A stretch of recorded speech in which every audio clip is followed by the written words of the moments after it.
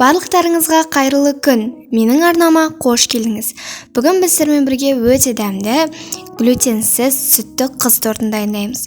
Бұл торт өте дәмді, міндетті түрде дайындап көріңіздер. Бұл нәзік торт көпшілік адамның көңілінен шығады. Дайындап көруге кеңес беремін. Ең алдымен біз жұмыртқамызға балқаймақ, яғни сгущенканы қосамыз. Сгущенканы біз қанттың орнына пайдаланамыз, яғни ол біздің молочная девочка, яғни сүтті қыз тортымызға ерекше жұмсақтық береді. Кейін оның үстіне бөлме температурасындағы сары майды қосамыз. Менде бөлме температурасында болмағандықтан мен оны кішкене ерітіп алдым. Толыққандай емес, жартылай еріттім. Кейін оның үстіне ұндарымызды араластырып, електен өткізіп қосамыз. Бұнда бізде жүгері ұны, күріш ұны және де қопсытқыш. Барлығын 3 бөлікке бөліп қосамыз.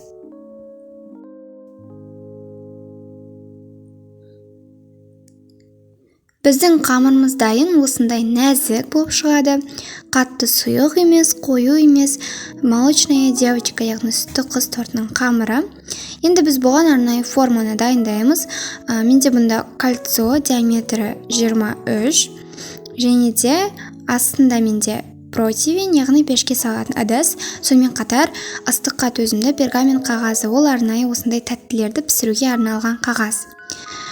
Кейін оның үстіне көз мөлшерімен 6-7 қасықтай қамырымызды қосамыз және де осының барлығын тегістеп, толыққанды жиегіне жеткізіп, жағып шығамыз. Бұл қамыр нәзік болғандықтан сіздер дұрыстап жағу керексіздер. Яғни бір жерінде көп, бір жерінде аз болмау керек, толыққанды тегістеңіздер.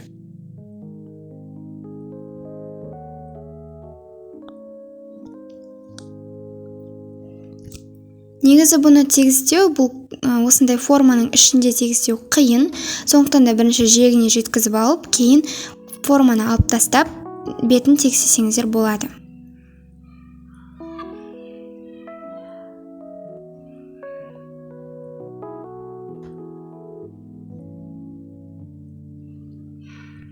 Мынау екінші жасап жатқан бисквитім, коржым. Бұны мен сыртында тегістедім. Және де бұны 180 градуста 5-7 минут аралығында пісіреміз.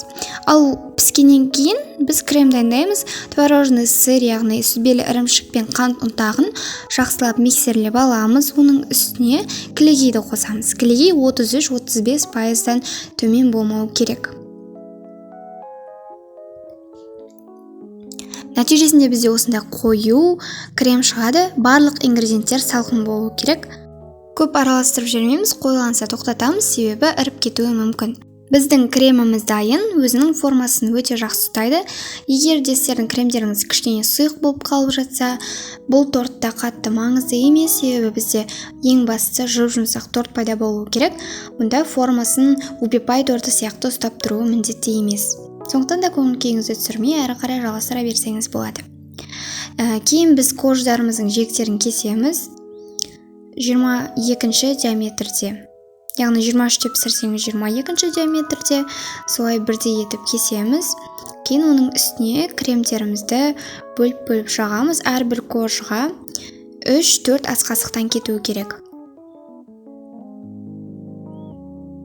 Кремді негізі кондитерлік қапшықтың көмегімен жаққаныңыз жақсы, сонда әрбір коржға қаншалықты салғаныңызды білесіз, яғни тегістеу де оңай болады.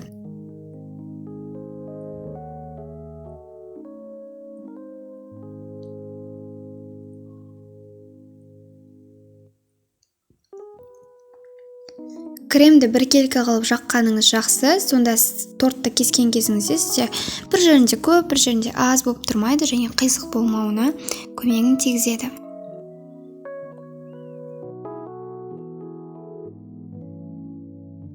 Менде барлығы 7 корж шыққан болатын. Толыққанды видеода көргендеріңіздей тегістеп, дұрыстап жасаңыздар. Және де тортты тоңазытқышқа кемінде 30 минутқа қойып қойыңыздар. Егер де үйге болса декор, яғни әсемдеу жасап қажет емес, жай ғана өздеріңізге осы тортты кесіп, дәмінен рахат алсаңыздар да болады. Бірақ мен торттың сыртын безендірдім. Ол үшін бөлек крем дайындадым сыртын тегістеу үшін. Дәл жаңағы крем-чиз тек аздатып дайындадым.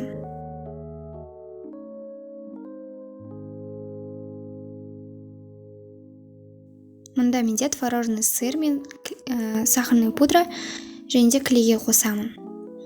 Енді біз тортымызды тоңазытқыштан алып, оның жан-жағын тегістейміз, яғни черновой слой деп айтады. Яғни біркелкі қылып бірінші жеңіл-желпі тесіктерін жауып, жеңіл-желпі тегістеп шығамыз. Бисквиттері осы кремде қалып қою керек, сыртына шықпау керек.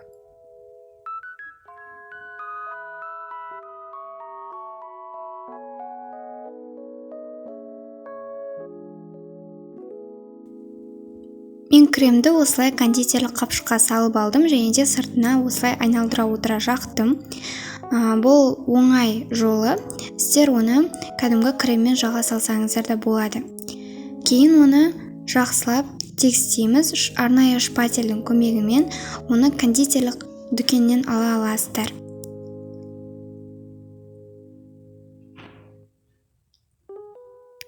Одноразовый кондитерлік қапшықтар бар, оларды пайдалансаңыздар болады.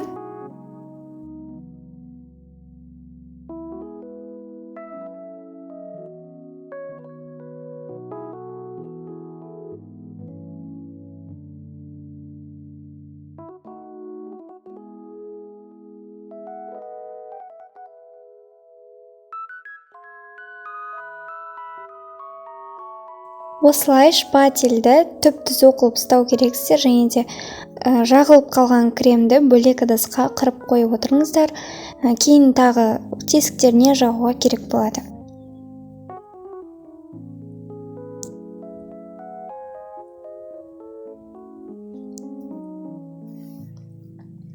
Сыртын өзіңіздің қалауыңыз бойынша тегістейсіз.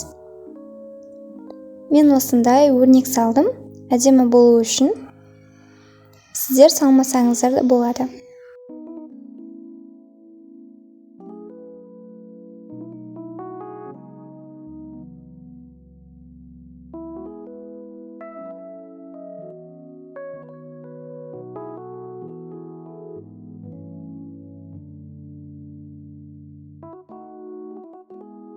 Енді оны тоңазытқышқа салып қоямыз. Біздің глютенсіз супер тортымыз дайын. Міндетті түрде дайындап көріңіздер, сіздерге ұнайды деген ойдамын. Бұл торттың құрамы өте қарапайым, байқап отырғандарыңыздай. Жасап көріңіздер, өзіңіздің жақындарыңызды тәтті тағамдармен қуантыңыздар. Видеоны осы жерге дейін қараған болсаңыздар, менің видеома лайк басып, каналыма тіркеліп, пікірге келесі қандай рецепті қалайтыныңыз жаза кетіңіз. Және де мен осы жақын аралықта челлендж 100 торт бастаймын. Яғни мен бір айдың ішінде 100 торт сатуым керек. Ол үшін әрине де сіздердің көмектеріңіз қажет. Максималды түрде реклама жасасаңыз. Жақын арада тумаларыңыздың, достарыңыздың, кез келген бір адамдардың мерекелері, туған күні болса, маған тортқа заказ беріңіздер. Мен осылай сіздерге глютенсіз, тіпті ПП түрде дайындап бере аламын. Бұл торттардың дәмі өте дәмді. Және егер сіз басқа қаладан болсаңыз, өзіңіздің осы Ақтөбе қаласында тұратын тума-туыстарыңызға сыйлық қылып берсеңіз болады. Міндетті түрде мен осы челленджді қолдап кетіңіздер. Егер де осы челленджін жүзеге асса, болашақта мен сіздерге конкурс ұйымдастыратын боламын, яғни тегін торт ойнатамын. Менің жетістікке жетуіме сіздер де көмектесе аласыздар. Менің Instagram парақшама тіркеліп, осы челлендждің бақылаушысы болсаңыздар да болады. Келесі видеода кездескенше.